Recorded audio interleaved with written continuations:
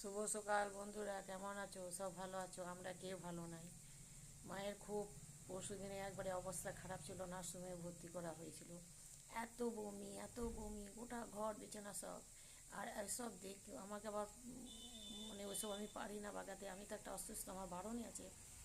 ওইসব দেখে আর পরে বাগিয়ে মায়ের মানে আমি অসুস্থ হয়ে গিয়েছি, আমি কিছু খেতে পারছি না, আমারই বমি শুরু হয়ে গিয়েছে। আর নার্সিংহোম ঘর করছি, দুটি রান্না করে দিয়ে তাড়াতাড়ি করে এই যে রান্না চাপাইছি, তাড়াতাড়ি করে আবার নার্সিংহোম যাবো মাকে দেখতে। দেখি যদি ছেড়ে দেয় তো খুব ভালো, কারণ আমার নার্সিংহোম যাওয়াই বারণ আছে। আমি তো একটা বড় রোগে আক্রান্ত, ডাক্তার বারণই করেছে। তো কী করবো, মাকে তো ফেলে দিতে পারছি না, মা শাশুড়ি দুজন আছে, ওদের আরও ছেলে মেয়ে আছে, কেউ দেখে না, কী করবো, আমাকেই করতে হচ্ছে। আমি তো আর পাচ্ছি না, ওরা আমার কাছে মানে ও মা করো করো, শাশুড়ি বলছে আমাকে যে আমি কোথায় যাব, তুমিই করো। মাও তাই চলে এসেছে আমার কাছে, গ্রামে চলে আসতে, কী করবো, ফেলতে পারছি না।